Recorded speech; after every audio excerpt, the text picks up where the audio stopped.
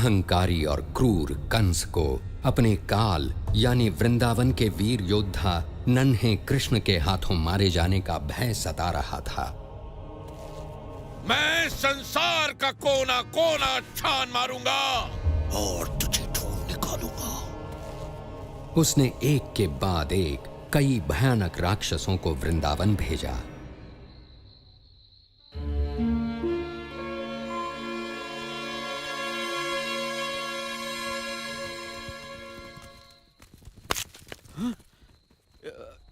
यही सही रास्ता है ना? यही सही रास्ता है।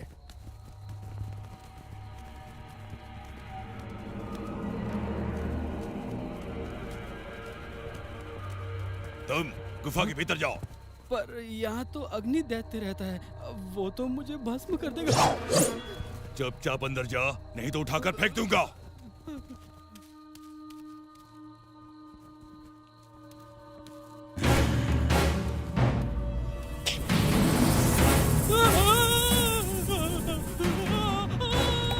मेरी नींद खराब करने वालों को मैं सदा की नींद सुला दूंगा। मैंने तुझे गुफा से बाहर आने को विवश कर ही दिया, मूर्ख अग्निदैत्य।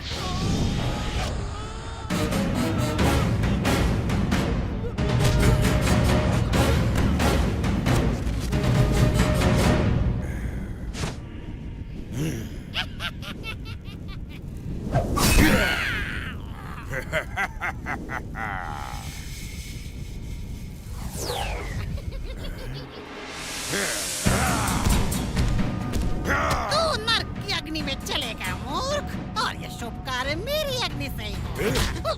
तेरी अग्नि बुझाने के बाद किसी को भी नहीं जला पाएगा तू।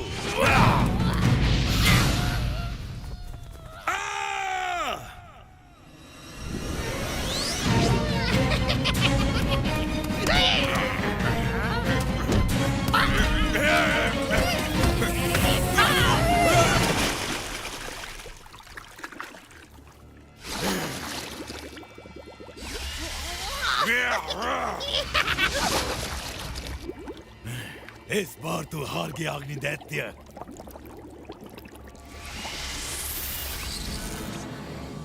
इस बार मैं हारा प्रलंबसुर, पर अगली बार बारी तुम्हारी है। पर आज तुम रास्ता भूल के यहाँ कैसे पहुँचे? महाराज कंस की आज्ञा है कि उनके काल के दूत को भस्म कर दिया जाए, इससे पहले कि वो उनके विनाश का कारण बने।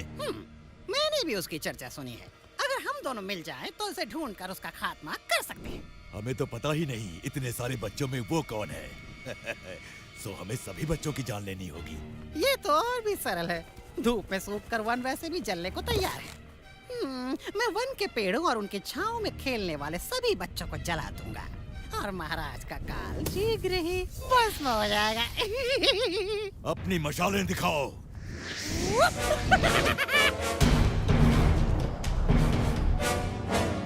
चलो मुंजावन।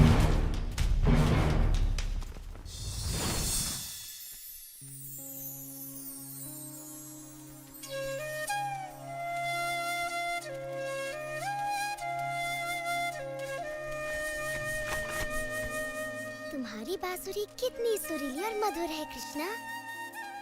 हाँ, ये पेड़ भी इसे सुनकर प्रसन्न है। मैं भी प्रसन्न हूँ। जरा देखो तो सामने से कौन आ रहा है। बहुत ही बढ़िया विचार है मेरे भाई। तो फिर मेरे विचार को पूरा करना चाहिए बलराम। मेरा विचार तो कहता है कि इन गोपियों के हांडी का दूध कैसे पिया जाए, और इस बार ये विचार पूरा होगा। मधु, सुबाला, वेश बदलने को तैयार हो जाओ। कौन सा वेश? हाँ, सही कहा तुमने।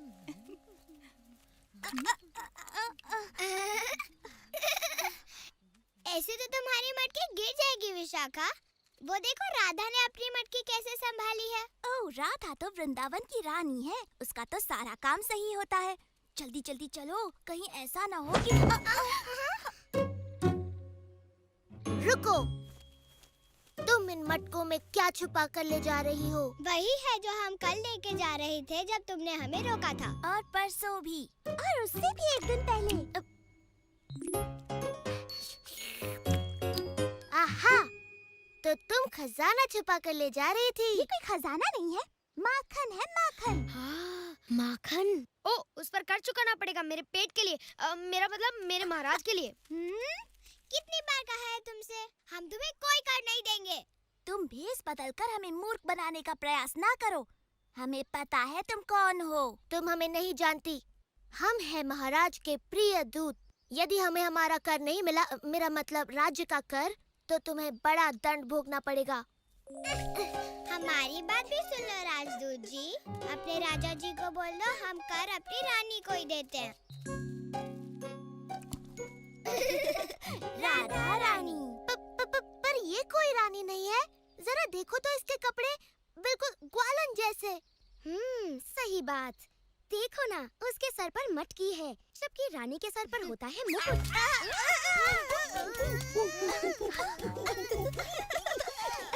और तुम्हारे सर पर बंदर का मुकुट। बंदर मुकुट वाला बंदरों का राजा।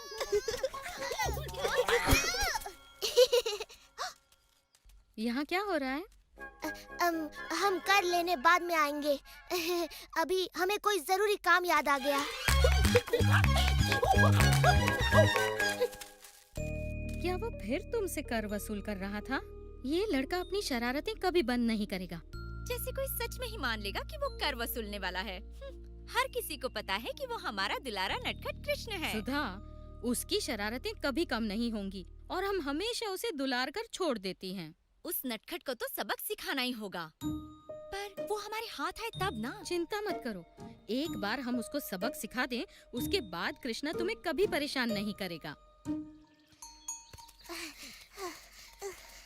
क्यों, मेरे हिस्से का कर लाए हो ना? कुछ भी नहीं मिला हमें बलराम। अगर ऐसे ही चलता रहा तो हम सब भूखे मर जाएंगे। चलो, माखन की तृप्ति ना मिली तो क्या हुआ, कृष्ण की बांसुरी तो है।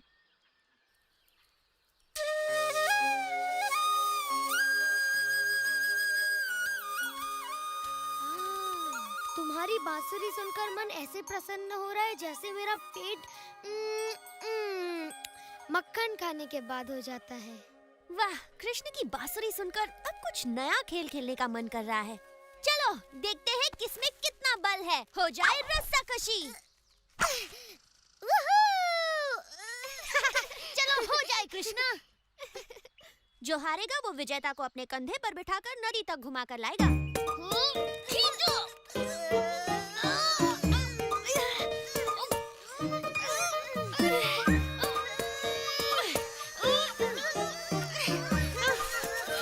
तुम लोग बस मरने वाले हो।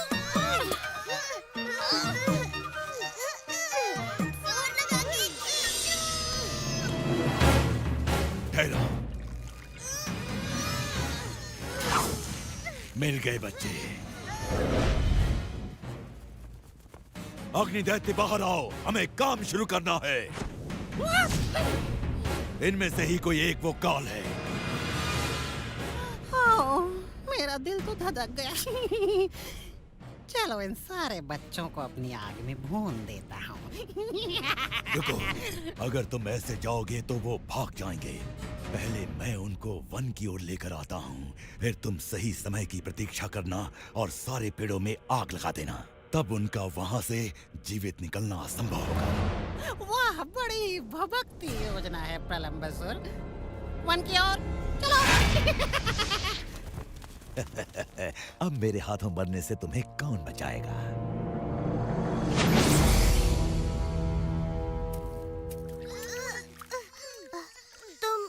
तुम खेलों में अभी आया बलराम। मुझे कुछ आवश्यक काम पूरा करना है।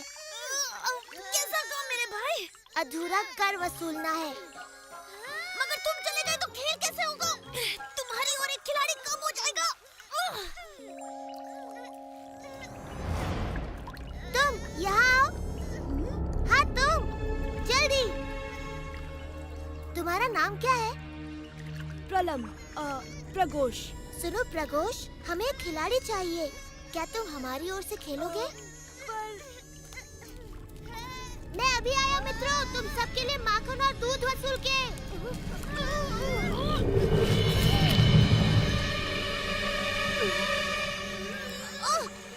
मुझे इन बच्चों को पहले वन की ओर भेजना होगा ताकि अग्नि दैत्य अपना कार्य पूरा कर सके।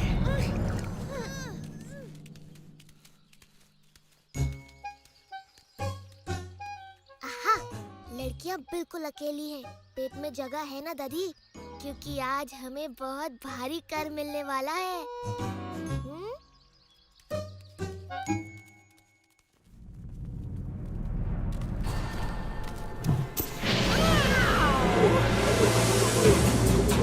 ये जगह बढ़िया है।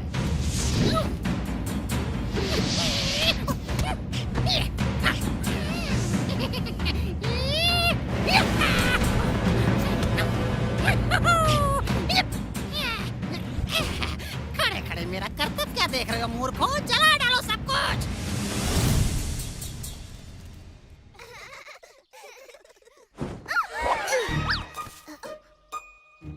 बस बहुत हुआ। आज तुम्हें कर चुकाना ही पड़ेगा। या तो सीधी तरह कर चुकाओ या फिर महाराज के इस विशेष दूत के गुस्से का शिकार बनो।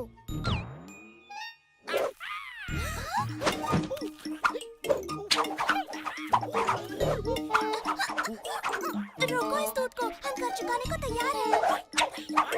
रुक जाओ। अब की तुमने समझदारी की बात। चलो अपना कर निकालो।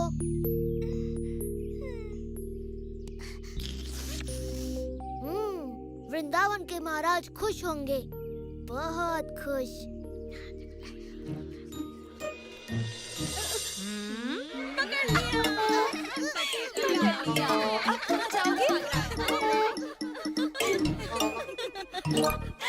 तो महाराज के विशेष अधिकारी, आपको आपका कर मिल गया।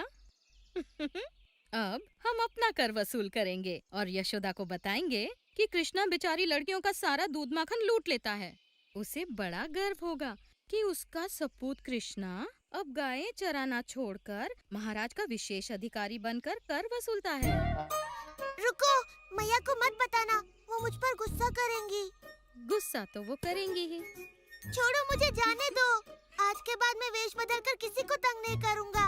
उसकी जरूरत नहीं पड़ेगी, क्योंकि हम तुम्हें सिखाएंगी कि दूध मक्खन ले जाने के लिए कैसे वस्त्र पहनने चाहिए। क्या कहती हो चंद्रिका? हाँ, ये तो आवश्यक है। चलो चलो शुरू करो। वो लोग थक गए। जोर से खींचो मित्रों। हम जीत गए। हम जीत गए। चलो आ जाओ नदी तक हमें अपनी सवारी कराने। चलो, खड़े रहकर मेरा मुंह मत देखो। चलो चलो सवारी कराओ, घुमा कर लाओ। मैं किसी को सवारी नहीं कराऊंगा। मेरी सवारी करेगा केवल बलराम। मेरी सवारी अब सीधे मृत्यु द्वार पर जाकर रुकेगी। अरे हाथी की तरह नहीं, घोड़े की तरह दौड़ो। घोड़े की तरह तेज और तेज।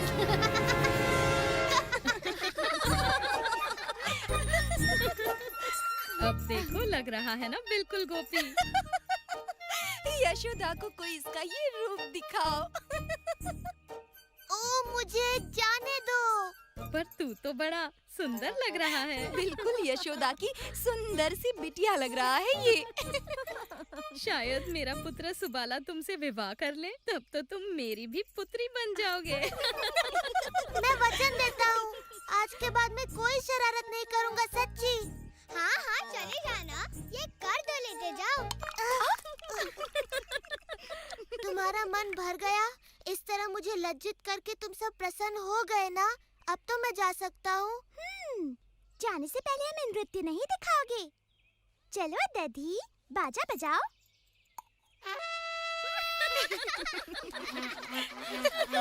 नाचो कृष्णा, नाचो।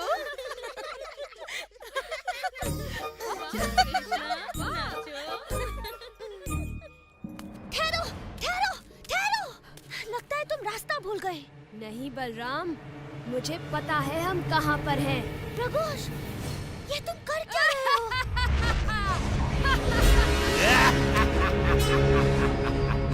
अच्छा, तो तुम मुझे मारना चाहते हो, हाँ? और तुम्हारे सभी मित्रों को भी। अग्नि दैत्य शीघ्र ही उन सबको राख बना डालेगा। तो ये बात है। अच्छा, तो देखते हैं कौन पहुंचता है मृत्यु के द्वार तक। अवश्य देखते हैं।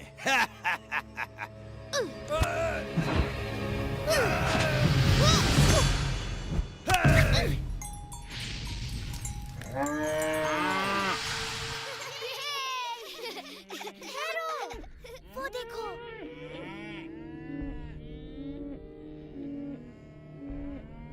हमारी गाय खतरे में है।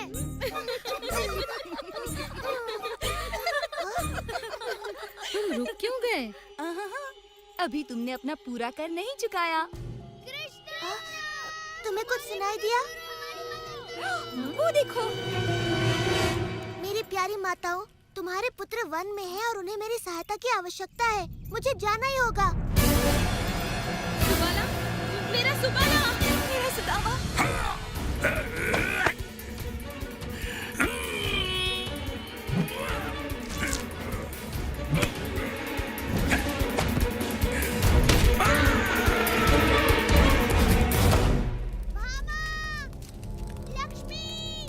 हमारी गाय कहाँ है? वो वन में गई थी ताज़ी हरी घास चरने। हमें उनकी रखवाली करनी चाहिए थी, ना कि कर वसूली।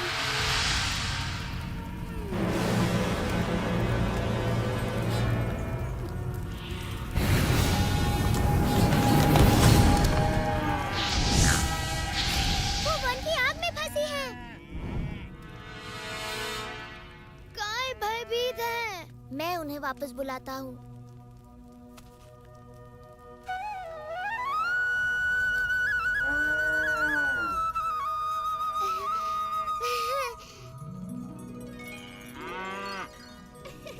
सुंदरी, तुम ठीक तो हो ना?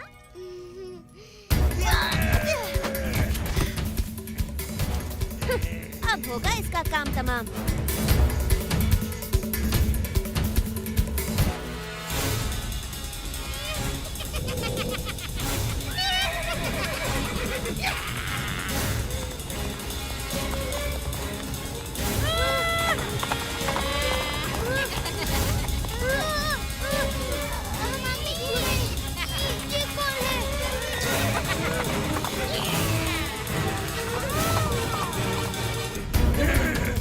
अरे टोप को मत उतारना, तुम्हारी भद्दी शक्ल देखकर बेचारे पशु डर जाएंगे। अब तू नहीं बचेगा दुष्ट बालक। बहुत मजाक कर लिया तूने प्रलंबसुर के साथ। हम मजाक करके ही धूल चटाते हैं। अब मैं तुझे चींटी की तरह मसल डालूंगा दुष्ट।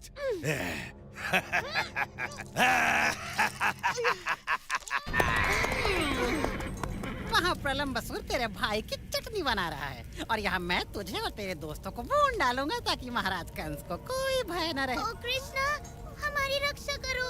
डरो मत मित्रों, मेरे रहते तुम्हारा बाल भी बांका नहीं होगा। अब मेरी बात सुनो, तुम घास पर लेट जाओ और मन में सोचो कि सुबह की ठंडी ठंडी हवा तुम्हें छू रही है। क्या हुआ बच्चे? अपने मित्रों की आंखों के सामने जलने में शर्म आ रही है क्या? ओह, इतना मत हंसो अग्नि दैत्य। मैं नहीं चाहता कि मेरे मित्र तुम्हारी दुर्गति होते देखें।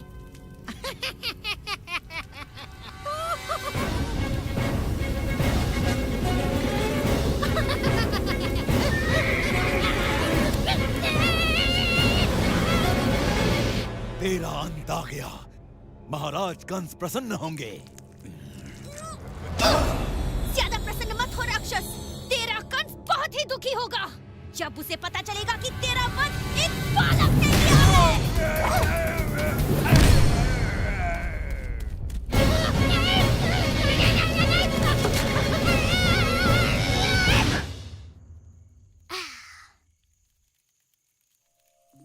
उठने का समय हो गया।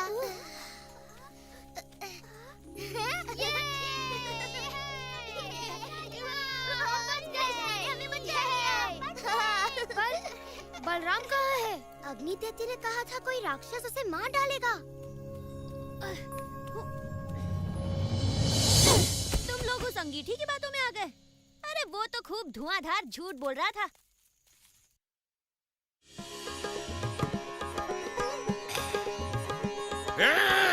बंद करो ये हल्ला गुल्ला, मेरे सर में पीड़ा होने लगी है।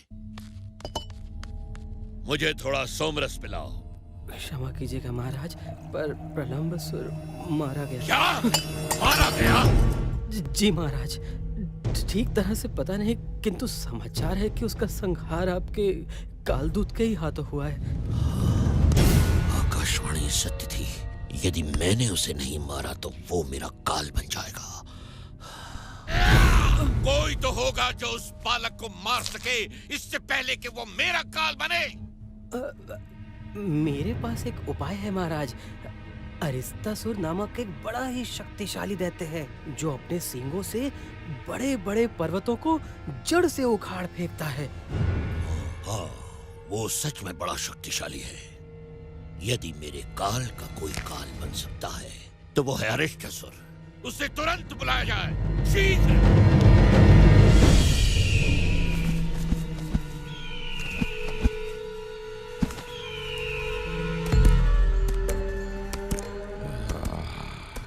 वृंदावन तो यहाँ छिपा बैठा है कंस का काल। अब नहीं बचेगा ये बालक।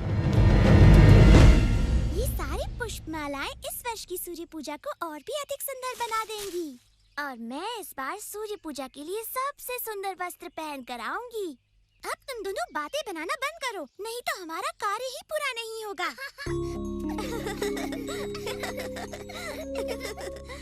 राधा, ये क्या कर रही हो? सूर्य पूजा के लिए पुष्प चुन रही हूँ। सूर्य पूजा के लिए पुष्प, वो भी मेरी अनुमति के बिना? हमें तुम्हारी अनुमति की कोई आवश्यकता नहीं। देखा तुम लोगों ने, ये लड़कियां मेरे पुष्प चुरा रही हैं। तुम इस वन के मालिक कब से हो गए? तुमने कभी कोई बीज नहीं रोपा, कभी किसी वृक्ष को पानी नहीं दिया। तुम कुसुम वन की शोभा बिगाड़ रहे हो, गायों और अपने बिगड़ैल साथियों के साथ।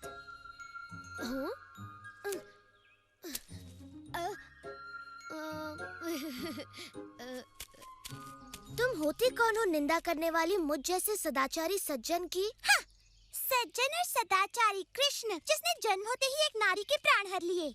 पूतना एक दुष्ट राक्षसी थी जो कृष्णा को मारने आई थी। और बचपन में सबके घरों से माखन चुराकर अपनी मैया से कितनी सरलता से झूठ बोलता था। हाँ, बड़ा स्वादिष्ट होता था वो। और जब ये थोड़ा बड़ा हुआ तो स्नान करती बेचारी गोपियों के वस्त्र चुराने में भी इसे लज्जा नहीं आई। हंस लो निर्लज्जों, तो ऐसा सज्जन और सदाचारी है तुम्हारा मित्र कृष्ण। बोल लिया तुमने, अब मेरी बात। इनसे लड़कर और अधिक अपमानित होना पड़ेगा कृष्णा। कृष्णा माखन चोर, कृष्णा माखन चोर, कृष्णा माखन चोर, कृष्णा माखन चोर। आजकल मेरी सज्जनता का कोई महत्व ही नहीं रह गया। चलो, गायों को किसी और स्थान पर ले जाए।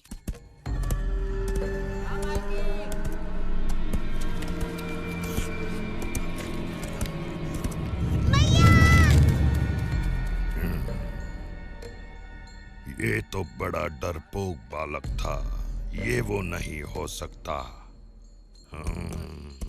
अरे कोमल, तुमने मेरे लाल को कहीं देखा? हर शाम मैं व्याकुल होकर उसके वापस आने की राह देखती हूँ। तुम्हारी व्याकुलता मैं समझती हूँ। मैं भी उसकी वापसी की प्रतीक्षा करती हूँ। उसके नए नए कारनामे सुनकर बड़ा आनंद आता है। नए नए कारनामे? हो न हो ये वही है, रुक कर प्रतीक्षा करता हूँ। ललिता, विशाखा, देखो यहाँ के पुष्प कितने सुंदर हैं, परंतु वहाँ तक मेरा हाथ ही नहीं पहुँचता। ये कैसी आवाज है? किसी गाय के गले की घंटी होगी। सो जाओ भाई। ये घंटी की आवाज नहीं लगती। ये क्या कर रही है?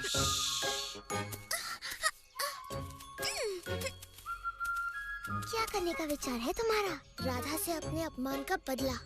हमें और पुष्प चाहिए राधा। चिंता न करो, मैं कोशिश कर रही हूँ। ये डाल तो झुक गई। लगता है ईश्वर मुझ पर प्रसन्न है।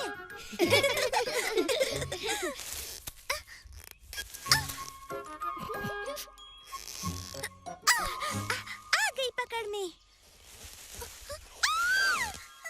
ललिता, विशाखा, बचाओ! आहा, पुष्प चोर फिर आ गई। हमें अपने पुष्पों का ध्यान रखना होगा मित्रों। चल हट। हट, छोड़ दो राधा, हम तुम्हें पकड़ लेंगे।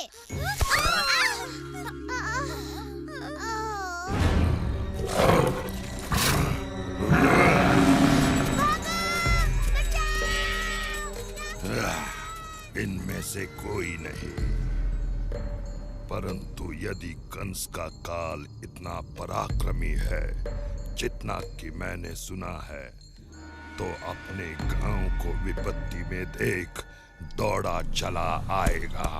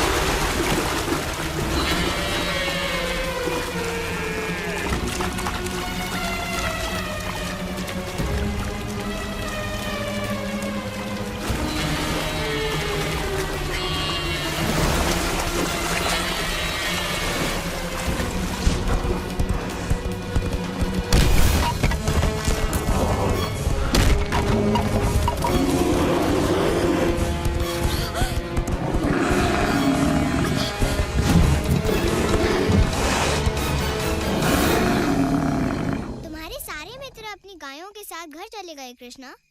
यदि तुम नहीं गए तो मैया यशोदा बड़ी चिंतित होंगी। मैं अपने पुष्पों की रक्षा करूंगा, चाहे पूरी रात खड़े रहना पड़े। ओह, तुम इतने हठी क्यों हो कृष्ण?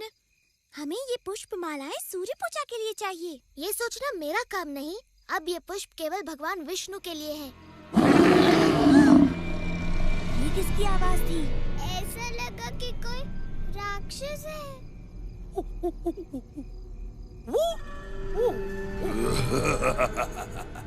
आओ कृष्णा, बचा लो अपना प्रिय वृंदावन। रुक जाओ कृष्ण, ये कोई षड्यंत्र है। हो भी सकता है, पर मैं वृंदावन वासियों की पुकार अनसुनी नहीं कर सकता।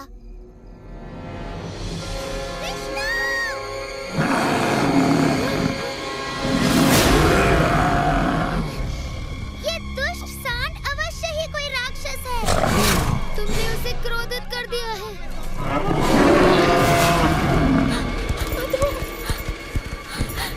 इन्हें क्षमा कर दो। कृष्णा,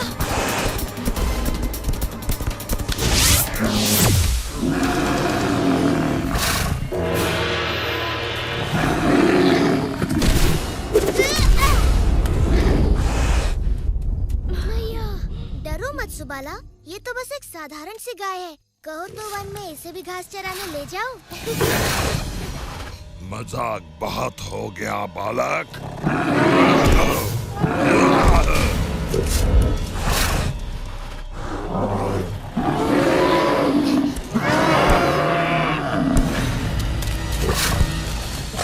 तुम कोई राक्षस नहीं हो, एक नीच और अधर्मी पशु हो। तुमने वृंदावन वासियों को क्यों भयभीत किया हुआ है? यदि मुझसे लड़ना चाहते हो तो एक राक्षस की तरह लड़ो, किसी कीड़े की तरह नहीं।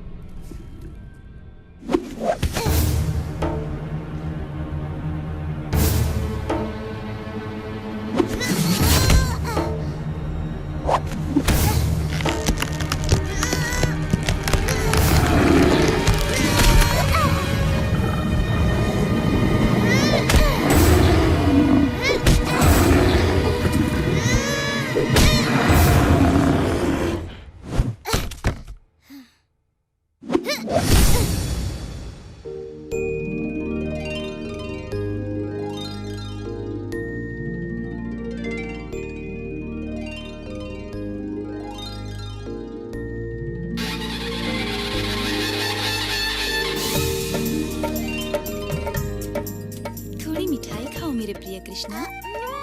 धन्यवाद। एक और? स्वादिष्ट। नहीं नहीं बस और नहीं। कृष्णा मेरे हाथ से भी। अच्छा बस एक और। आप लोग भी खाइए ना।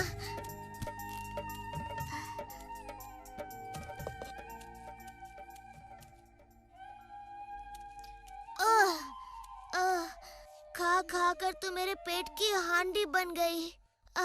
अब थोड़ा विश्राम हो जाए। अब मुझे भूख रही है। वाह मेरे भाई, आज तो तुमने अपने कारनामों में एक और नया कारनामा जोड़ दिया। तुम्हारा मतलब है अपने पापों की सूची में एक और पाप? तो अब हमारे सदाचारी कृष्ण ने एक सांड को भी मार डाला है। वो कोई साधारण सांड नहीं था, बल्कि एक राक्षस था, वो भी सांड के वेश में। ओ कृष्ण, चाहे जो हो, वो था तो गौ जाति का ही ना। अब तुम्हें गौ हत्या का पाप लगेगा। ठीक है, मैं कल यमुना में स्नान कर पाप धो लूंगा। उससे कुछ नहीं होने वाला। ललिता सही कहती है, ये घोर पाप है और इसे धोने के लिए तुम्हें संसार की सारी पवित्र नदियों में स्नान करना ही पड़ेगा।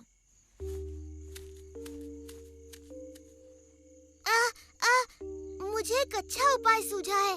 पूरा संसार घूमने से अच्छा है मैं सभी पवित्र नदियों को यहाँ लाकर उनमें स्नान कर लूं। ओह कृष्ण, सपने देखना छोड़ो। सपने देखती जाओ।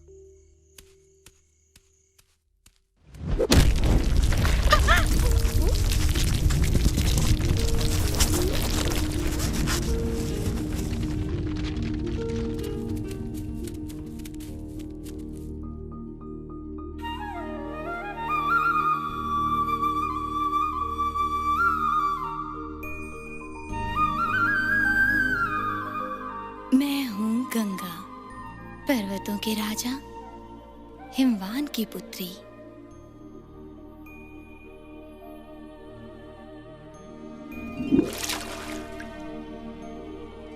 मैं हूँ कावेरी। मैंने ब्रह्मा के आशीर्वाद से नदी का स्वरूप धारण किया है।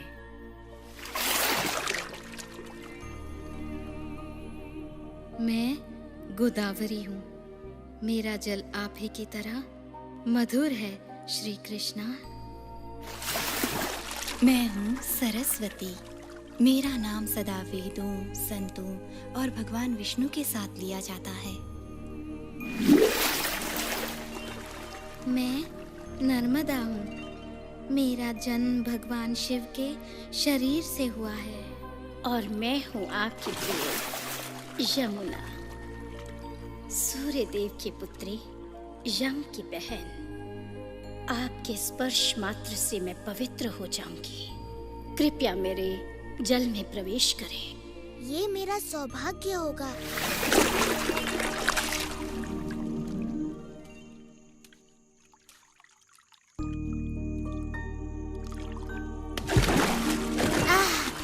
इस सरोवर का नाम होगा श्याम कुंड। इसका जल पवित्र और शीतल है और श्याम कुंड में स्नान कर मेरे समस्त पाप धुल गए हैं। पर तुम तीनों पाप की भागी बन गई हो, राक्षस अरिष्टासुर का पक्ष लेकर। आओ श्याम कुंड में स्नान करके अपने पाप धो लो। नहीं, तुम्हारे पाप धोकर अब ये जल अशुद्ध हो गया है। हम अपना सरोवर स्वयं बनाएंगी। हाँ, यहीं पर जहाँ अरिष्टासुर ने अपने पैरों से गड्ढा बना दिया।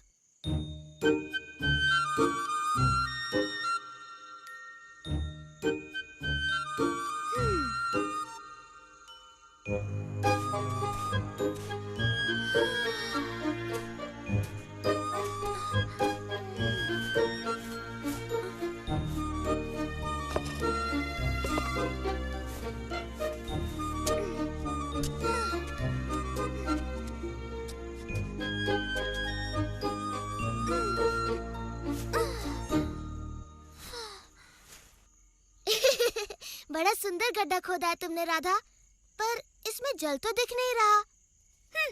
जल भी आएगा। यदि वर्षा की प्रतीक्षा कर रही हो तो फिर भूल ही जाओ। मेघ का एक छोटा सा टुकड़ा।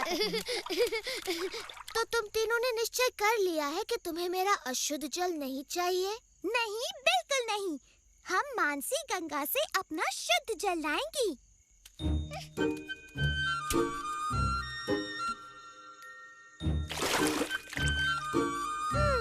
क्या मुझे इनकी सहायता करनी चाहिए बलराम? तुम्हारी सहायता के बिना ये कुछ नहीं कर पाएंगी भाई।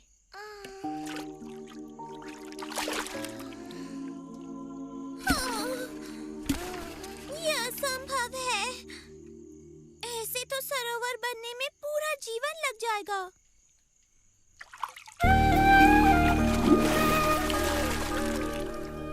ओ राधा, तुम तो थक गई और निराश हो गई हो।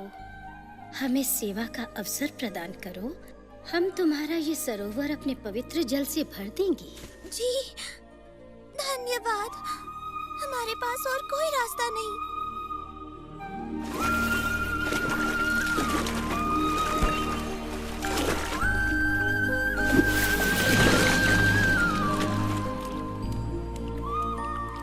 तुम्हारा सरोवर राधा कुंड तो मेरे सरोवर से भी कहीं अधिक सुंदर है।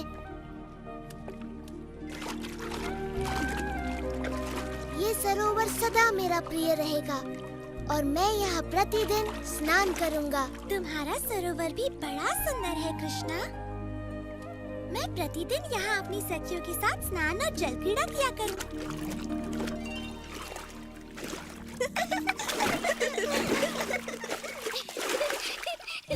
प्रलंबासुर और अरिष्टासुर के वध के समाचार ने पहले से ही भयभीत कंस को और भी डरा दिया। सभी असुर इस प्रयास में प्राणों से हाथ धो बैठे। तुम्हें क्यों लगता है कि तुम मेरे काल को मारने में सफल हो? क्योंकि मैं हूँ केशी और मेरे पैरों तले धरती कांप उठती है।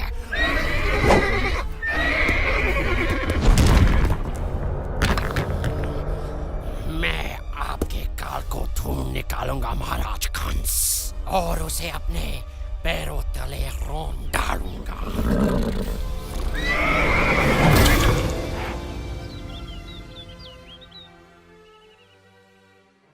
इन मोतियों के आभूषण पहनकर दीपावली पर हम वृंदावन की सबसे सुंदर गोपियाँ लगेंगी। इनसे सजकर हम ऐसे चमक उठेंगी जैसे दीपों की पंक्तियों से घर।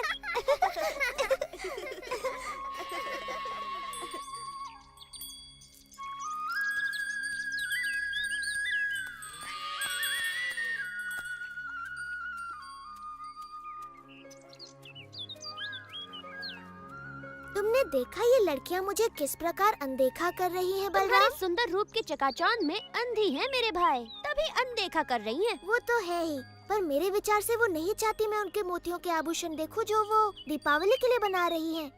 चलो देखते हैं क्या ये हमारे साथ अपने आभूषण बांटने को तैयार है।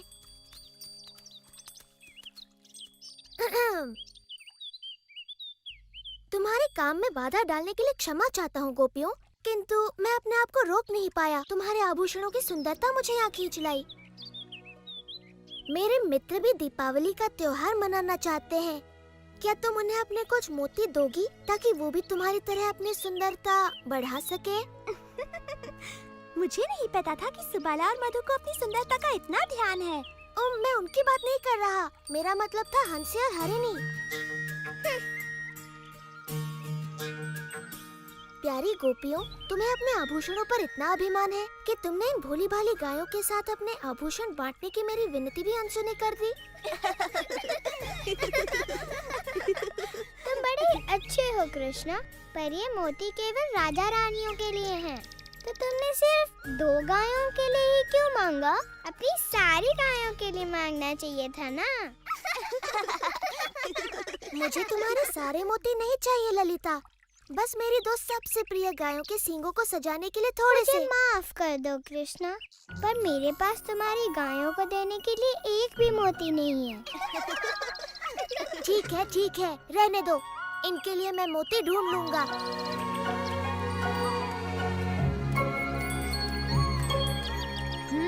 उन्होंने मना कर दिया। हाँ? ना तो गायों के लिए कोई सम्मान है, ना मेरे लिए। एक बार मैं इनकी बुद्धि ठिकाने लगा दूं, तब समझ में आएगा।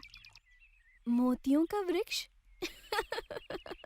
मोतियों का कोई वृक्ष नहीं होता कृष्ण। विश्वास करो मैया, यदि तुम मुझे मोती दोगी तो उन्हें बोकर मैं इतने मोती उगाऊंगा कि हम अपनी सारी गायों को दीपावली पर मोतियों से सजाएंगे। ओ मेरे नन्हे कृष्ण, मोती फलों की तरह नहीं उगते, वो बनते हैं सुदूर समंदर की सीपियों में। प्यारी मैया, मुझे थोड़े से मोती दे दो ना।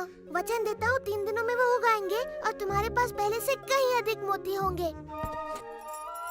मैं तुम्हें कभी भी ना नहीं कह सकती मेरे दुलारे कृष्ण।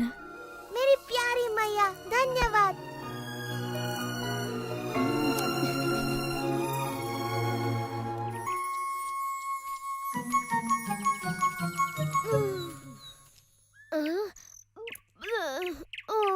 क्या हम मोतियों की खेती करने के स्थान पर स्वादिष्ट ताजा मक्खन नहीं उगा सकते?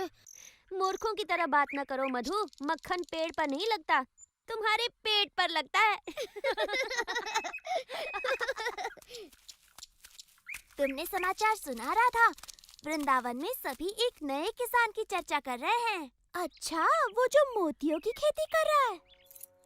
तुम मेरे कंगन बोकर मेरे लिए नए कंगन उगा दो ना कृष्ण। एक बार मेरे खेत में मोतियों की फसल आ जाने दो, फिर देखते हैं कि कौन किस पर हंसता है। कृष्णा, क्या हम लड्डुओं की भी खेती कर सकते हैं?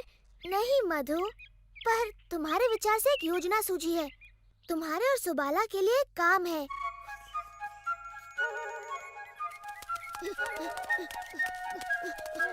गोपियों, रुको। अगर तुम्हें बोने के लिए और मोती चाहिए तो हमारे पास नहीं है। हमारे पास सुंदर से मोती हैं, लेकिन कृष्णा ने पूछा है क्या तुम हमें थोड़ा सा दूध दे सकती हो? ओह, खेत में काम करके इन्हें प्यास लगाई होगी। नहीं, ऐसा नहीं है। दूध तो उसे अपना खेत सींचने के लिए चाहिए। क्षमा करना, किंतु ये दूध इस कार्य के लिए उपयुक्त नहीं। विशाखा ठीक कहती है, कृष्ण के पवित्र मोतियों के लिए इससे काम नहीं बनेगा। तुम्हें चाहिए नागफनी का दूध।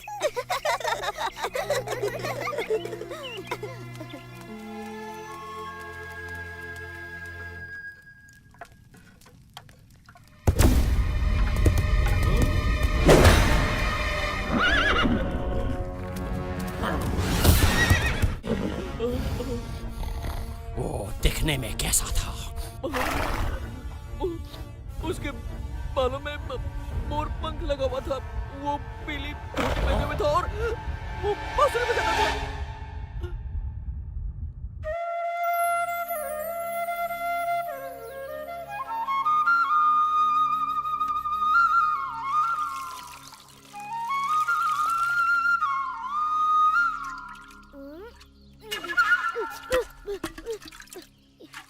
ये ठीक बात नहीं है कृष्णा। दूध मोतियों के साथ मनुष्यों को भी बढ़ने में सहायता करता है। जितनी इच्छा उतना दूध पी लेना मधु। बस एक बार तुम जैसे गोल मटोल मोती उग जाए। कृष्णा, देखो, मोती अंकुरित होने लगे। मोती अंकुरित होने लगे। इनकी सुगंध अद्भुत है। भंवरे भी इनकी सुगंध से मदमस्त हो रहे हैं। ये अद्भुत सुगंध कहाँ से आ रही है? तुम्हारे मोतियों से मैया, वो उगने लगे। उग तो रही है, परंतु मोतियाँ नहीं, कांटे। कृष्णा, देखो, एक मोती खिला। ये तो हमारे हुए मोतियों से कहीं अधिक सुंदर और बड़े हैं। हम धनी हो गए। हम धनी हो गए। ये अवश्य कृष्ण का कोई छल है। ये नकली मोती हैं। मैंने आज तक ऐसे सुंदर मोती नहीं देखे। इतनी सारी मोती, कितनी सुंदर है। इसी का भय था। कृष्ण की मोतियों के सामने हमारे मोती फीके दिखने लगेंगे। अगर हम उसे कुछ मोती मांगे तो वो बिल्कुल भी मना नहीं करेगा। हमारा दुर्व्यवहार देखकर अब वो हमें मोती तो नहीं, ताने अवश्य देगा। इस दीपावली पर हम सबके हास्य का पात्र बनेंगे। ऐसा नहीं होगा। हमें पता है कृष्ण ने मोती कैसे उगाए हैं। ये बड़ा सरल है। हम भी मोतियों की खेती करेंगी हाँ, और हमारे मोती उसके मोतियों से अधिक सुंदर होंगे। क्या तुम लोग पागल हो गई हो? कृष्णा ने ऐसी सरलता से कर लिया तो क्या तुम भी कर लोगी? उसने तो गोवर्धन भी उठा लिया था, तो क्या तुम भी उठा लोगी? मोतियों की खेती आसान नहीं है, देवताओं के लिए भी।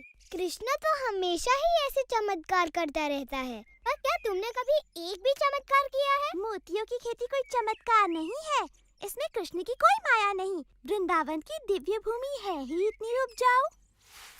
हाँ, हमारे वृंदावन की दिव्य भूमि यमुना के जल की तरफ अद्भुत है।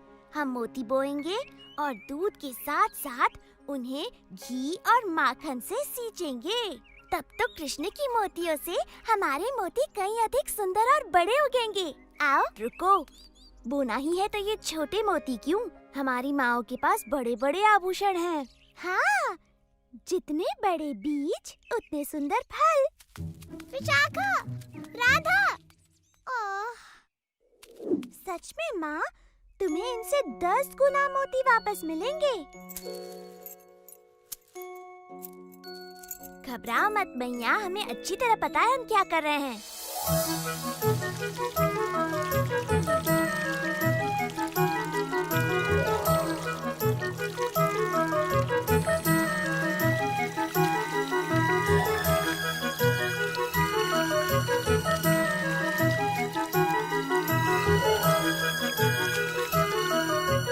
मूर्ख लड़कियाँ, कितने दिनों से लगी हुई हैं। उग रही है तो केवल जंगली घास। किंतु जितने मक्खन और घी से उन्हें सींचा जा रहा है, ये घास बड़ी स्वादिष्ट हो गई होगी। ये तो बड़ी गड़बड़ है। तुम चाहते हो कि उनके भी मोती उगे? नहीं, मैं चाहता हूँ वो घी मक्खन को बर्बाद न करके उनका सदुपयोग करे।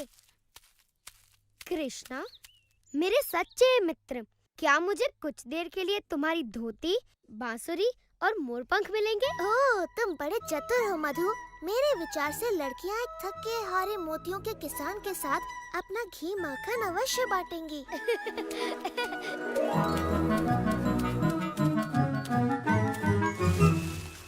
कौन है?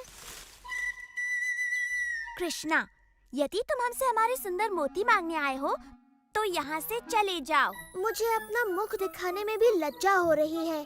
तुम तो मुझसे कहीं अधिक अच्छी तरह से मोतियों की खेती कर रही हो। यदि तुम थोड़ा सा घी और माखन मुझे दे दो तो मैं अपने मोती कम से कम तुम्हारे मोतियों के आधे आकार के तो कर सकूं। अब जबकि तुम अपना घमंड फुलाकर हमारे पास आए हो, हम थोड़ा सा माखन तुम्हारे साथ बांट सकते हैं। धन्यवाद, धन्यवाद। हाँ, गोपियों, इधर आओ। तुमने देखा हमारे मोतियों के ये पौधे कृष्ण के मोतियों से अलग हैं। ललिता सच कहती है, हमारे खेतों में तो कुछ भी नहीं उगा, सिर्फ कांटों वाले पौधे उगे हैं। ये बात किसी को पता न चलने पाए, विशेष तौर पर माताओं को।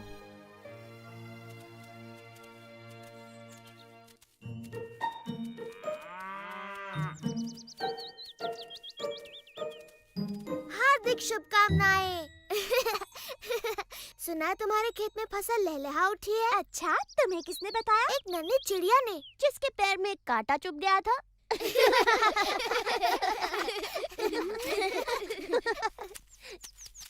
चलो मित्रों, त्योहार के लिए अपनी गायों को सजाया जाए।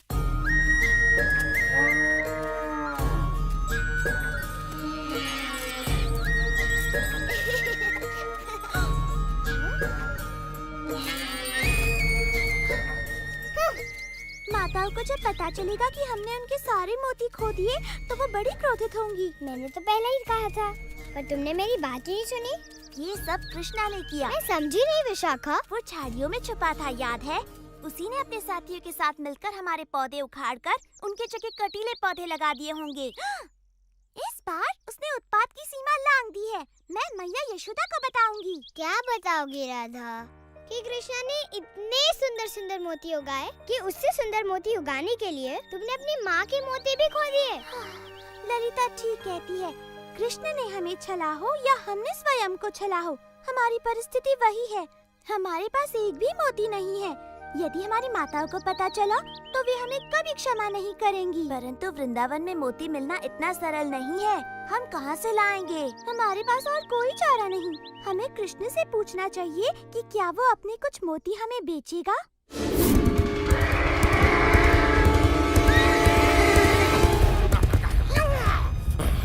कहाँ है वो बालक?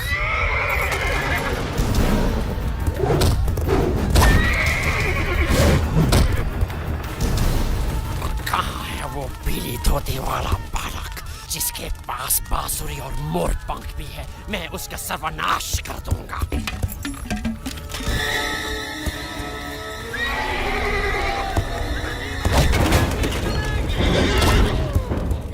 चलो यमुना पियो। इतना सारा माखन और घी खाकर तो मेरा पेट भर गया। लगता नहीं कि मैं महीने भर तक और कुछ खाऊंगा।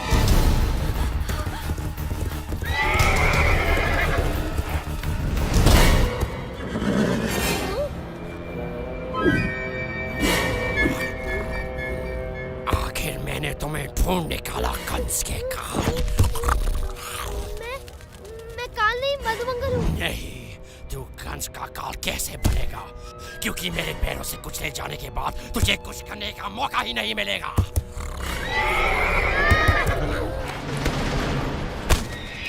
तुम जिसे ढूंढ रहे हो वो मैं हूँ।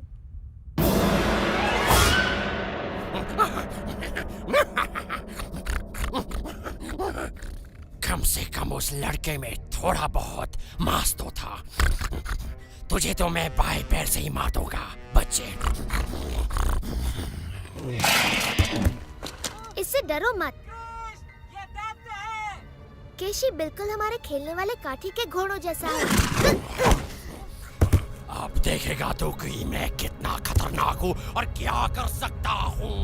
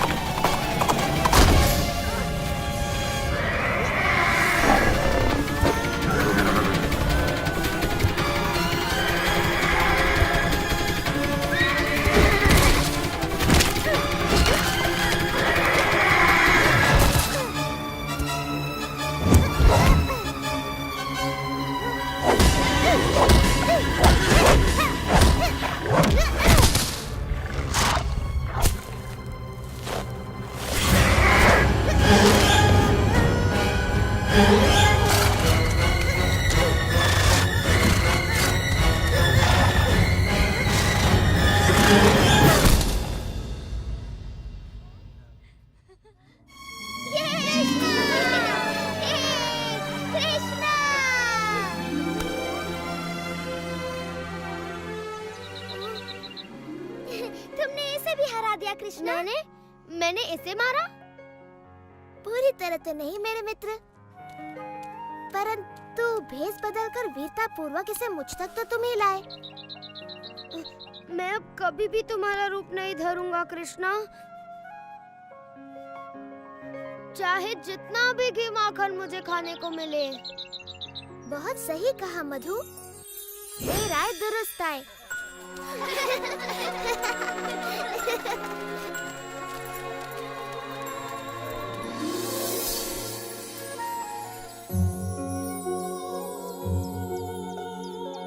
वाह मेरे भाई, ये तो बड़ी अच्छी फसल लहलाने लगी। हाँ, बस बेचारे गोपिकाओं के फसल में कुछ भी नहीं होगा। लगता है उनके सारे मोती कीड़े खा गए। हमने सुना है कि कृष्ण अतिरिक्त मोती बेच रहा है सुबाला। हमें भी कुछ खरीदने की इच्छा है। परंतु मोती के बदले तुम दोगे क्या राधा? दूध मक्खन तो यहाँ नहीं चलेंगे। एक बात बताओ, तुम वही गोपियाँ हो ना जिन्होंने मेरे गायों के लिए मोती और मेरी मोतियों की खेती के लिए थोड़ा सा दूध देने से मना कर दिया था? मैं अपने सारे मोती यमुना में फेंक सकता हूँ, परंतु तुम्हें एक भी नहीं देने वाला। हम स्वर्ण से मूल्य चुकाएंगी। तुम्हारे घरों का सारा धन और तुम्हारे घर का मूल्य भी जोड़ दो, तब भी मेरे एक मोती का मूल्य नहीं चुका पाओगी। तुम हमेशा हमारे साथ ऐसा क्यों करते हो कृष्णा? कृपा करो कृष्ण, हम अपनी माताओं के लिए तुम्हारे मोतियों की मूल्य से अधिक चुकाने को तैयार हैं। तुम्हारी माताएं? अच्छा, तब बात अलग है। तुम तो जानती ही हो, माताओं का नाम सुनकर मैं पिघल जाता हूँ, है ना मित्रों? हाँ, कृष्णा को मैया से बड़ा प्रेम है। हाँ, बिल्कुल। तुम्हारी माताओं को मेरे सबसे सुंदर मोती मिलेंगे। धन्यवाद कृष्णा। धन्यवाद कृष्णा, तुम बड़े दयालु हो। वो तो मैं हूँ ही, पर धन्यवाद मेरा नहीं, अपनी प्यारी माताओं का करो।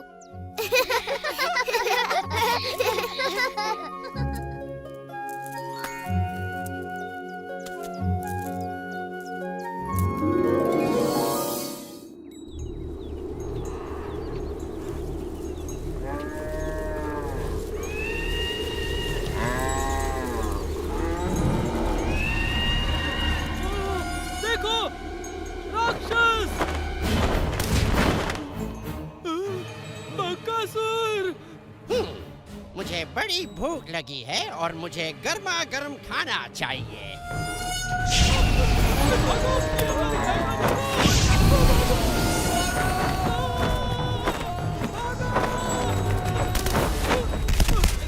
यदि तुम मुझे गाय नहीं खाने दोगे तो मैं तुम्हें ही खा लेता हूँ।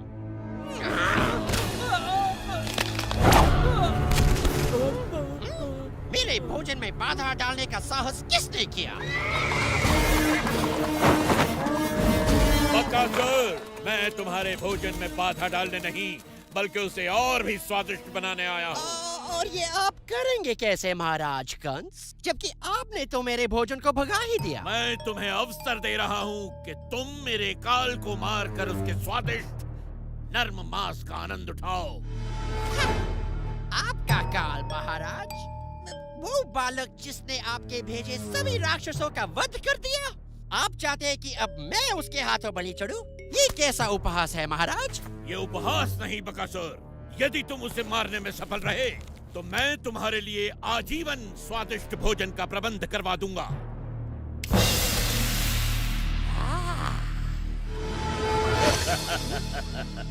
मेरे काल को काल तक पहुंचाओ बकासुर, फिर इस भोजन का आनंद उठाओ। ठीक है, मुझे आपका यह प्रस्ताव स्वीकार है। आपका काल आज सूर्यास्त से पहले मारा जाएगा।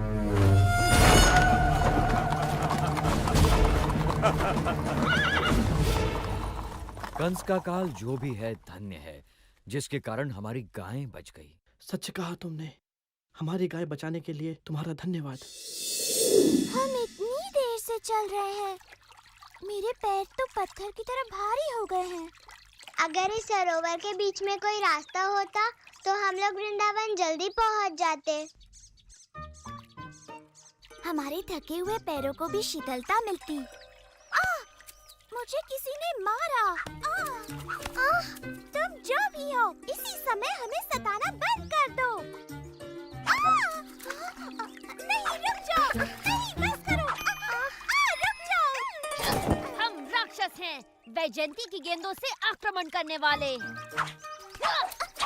अब तुम हमें नहीं मार पाओगे।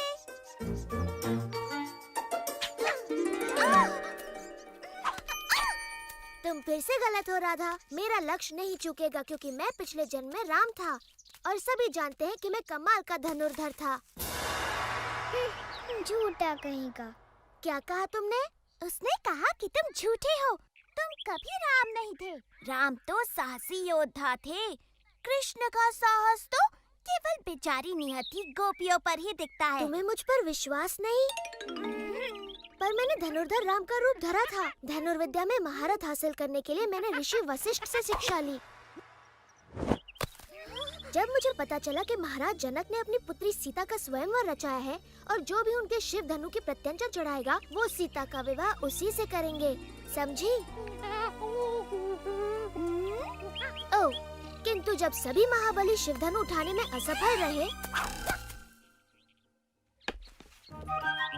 मैंने उसे इतनी शक्ति से उठाया कि शिव धनु भंग हो गया पल भर में। किंतु जब सीता से मेरा विवाह हुआ, मेरे पिता ने मुझे अयोध्या छोड़कर दंडकारण्य में वनवास पर जाने का आदेश दिया। वहाँ सीता और अपने भाई लक्ष्मण के साथ मैंने वन घूमकर सभी दुष्ट राक्षसों का संहार किया। परंतु तभी रावण ने मेरी प्रिय पत्नी सीता को हर लिया और मेरे परम भक्त जटायु के प्राण ले लिए। फिर मैंने रावण की लंका ढूंढ निकाली और वानरों की सहायता से उसका संहार किया और फिर अपने नगर अयोध्या लौटकर वहाँ का राज संभाला। हम सभी को रामायण पता है कृष्ण, और उस कहानी में तुम कहीं नहीं थे। मेरी बात मानो, मैं अब भी वनों में भटकता हूँ, किंतु मेरे हाथों में अब धनुष नहीं, ये बांसुरी होती है और तीनों लोगों को अपने बाणों से भयभीत करने के स्थान पर अपनी बांसुरी की तान से समस्त प्राणी जगत को मोहित होने पर विवश करता हूँ।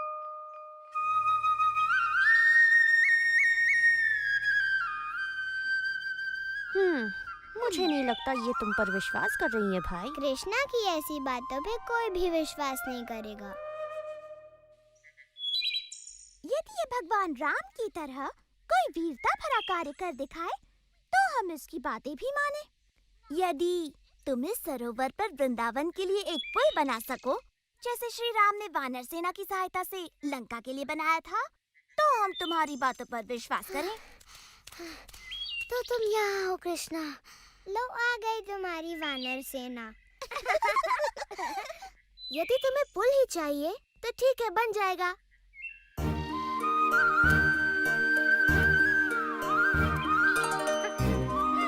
मेरे विचार से ये कार्य अकेला दधिलोभा नहीं कर पाएगा।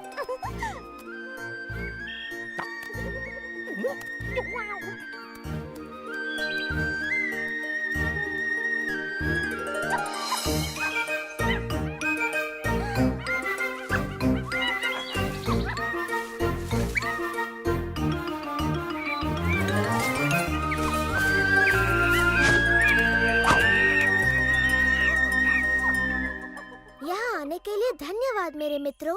मुझे फिर से तुम्हारी सहायता की आवश्यकता है।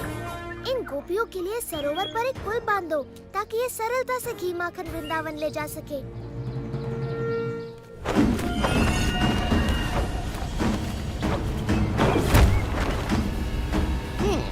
लगता है महाराज कंस का काल कहीं पास ही है। मैं उसे सूंघ सकता हूँ।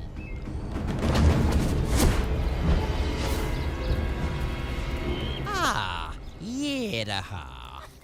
मुझे विश्वास है कि महाराज इसी बालक की बात कर रहे हैं।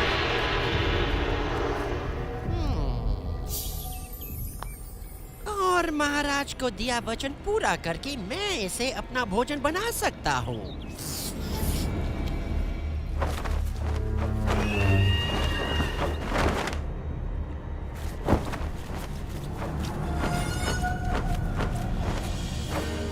बकासुर ने कृष्ण को ढूंढ निकाला। इंद्र, क्या मैं उसे अपनी अग्नि से भस्म कर दूं? नहीं अग्निदेव, हमें कुछ देर प्रतीक्षा करनी चाहिए।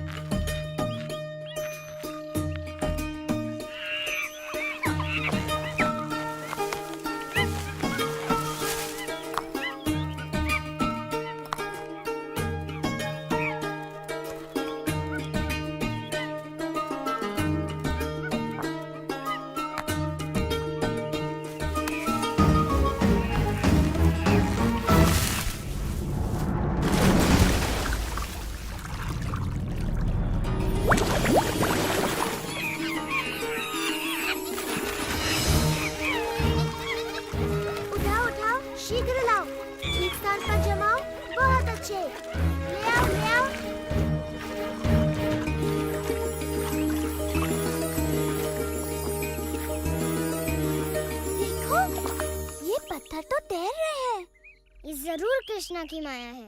पत्थर तो नहीं तैरते, ये जरूर नकली होंगे।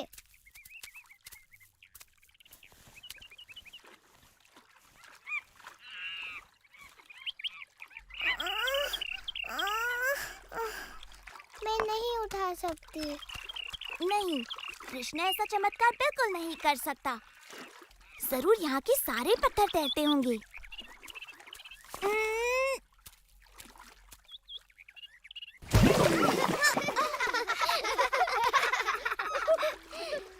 यदि तुम मेरी सहायता नहीं कर सकती तो मेरे कार्य में बाधा तो मत बनो।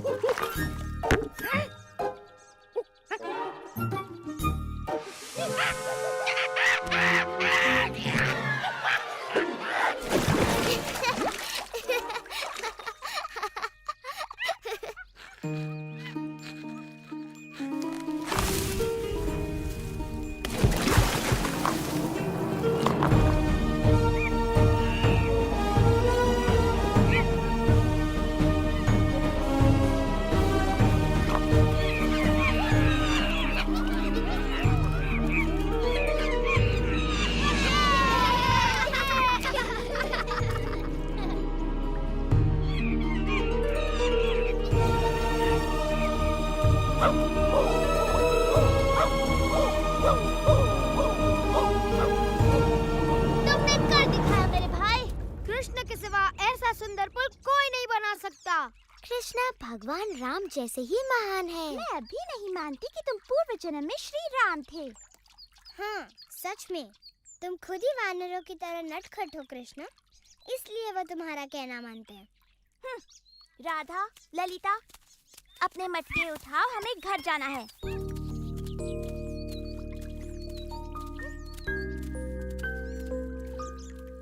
तो वृंदावन तक पुल बनाने का ऐसा धन्यवाद दे रही हो तुम मुझे? रुको, तुम्हें इस पुल पर जाने के लिए कर चुकाना होगा। जैसे हाँ, तुम्हारी हांडी में से थोड़ा मक्खन।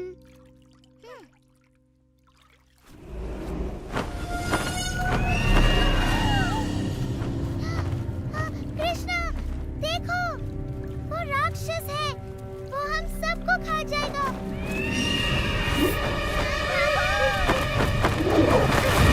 कृष्णा, भागो नहीं तो ये तुम्हें खा जाएगा, भागो। डरने की कोई बात नहीं, ये बस एक साधारण सा पंछी है। कृष्णा, कृष्णा हट जाओ, वो तुम्हें खा जाएगा। कृष्णा, बच्ची, कृष्णा,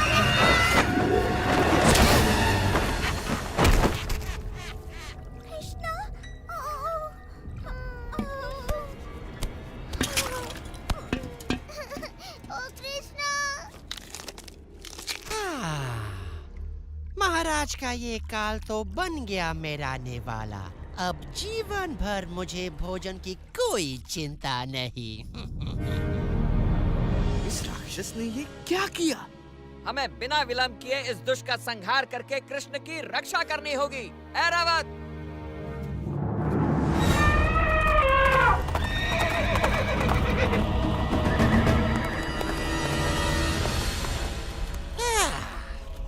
इंद्र, आओ आओ, तुम्हारा स्वागत है। मैंने ऐसा क्या कर दिया कि मुझे देवों के दर्शन होने लगे? हम तुम्हें दर्शन देने नहीं बल्कि तुम्हारा नाश करने आए हैं।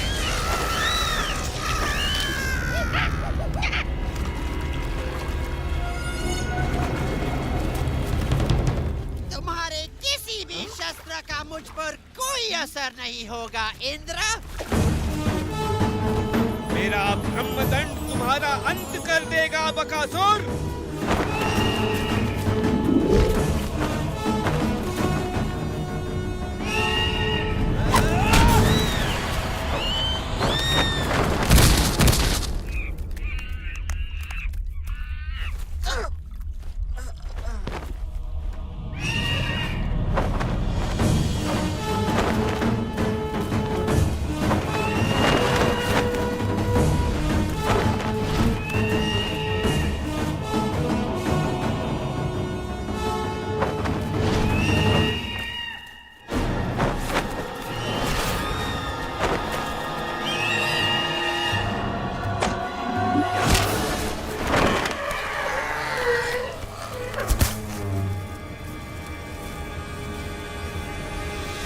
तेरा अंत निकट है बकासुर।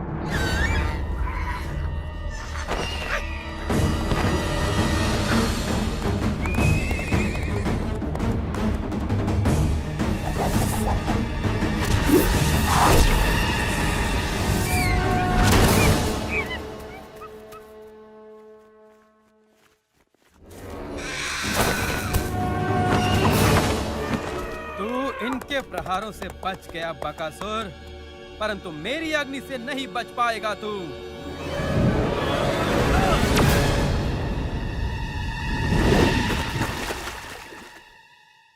अंततः इसका अंत हो ही गया।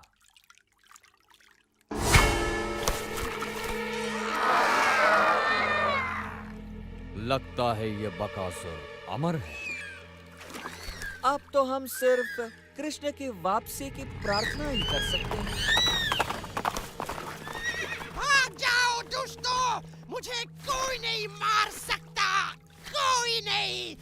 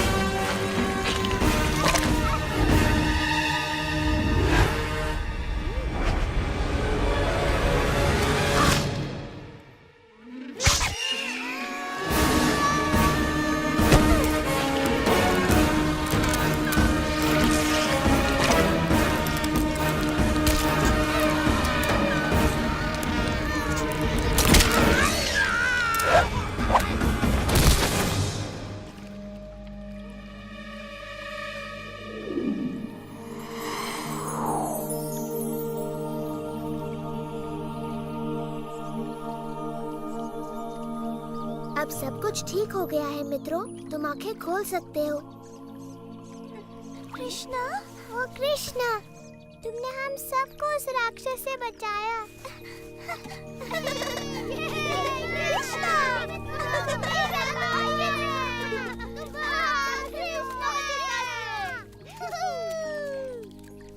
मैं ठीक हूँ, सच में। इतना चकित होने की कोई आवश्यकता नहीं। चलो पुल पर से होकर वृंदावन चलते हैं।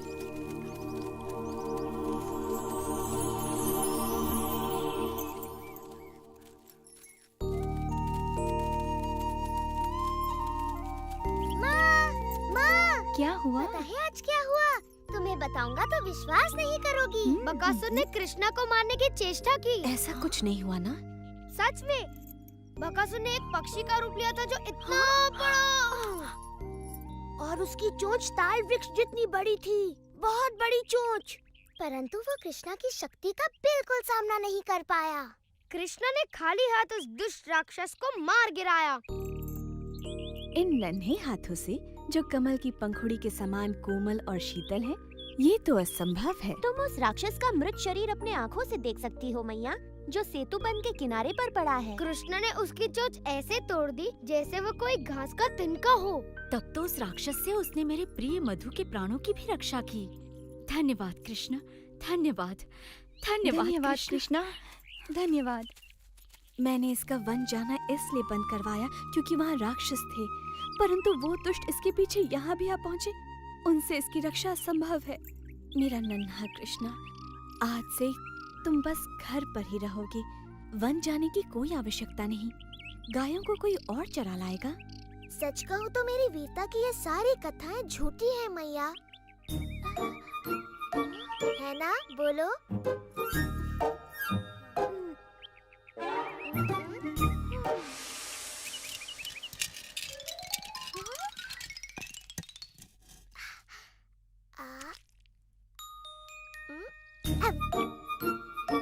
तुम्हें नहीं लगता कि ये पिछले जन्म में भगवान राम था? और इस तरह नन्हे कृष्ण ने एक वीर योद्धा होने का कर्तव्य निभाते हुए भयानक दैत्यों से अपने प्रिय साथियों और वृंदावन की रक्षा की और अपने अदम्य साहस से सभी के हृदयों को जीत लिया।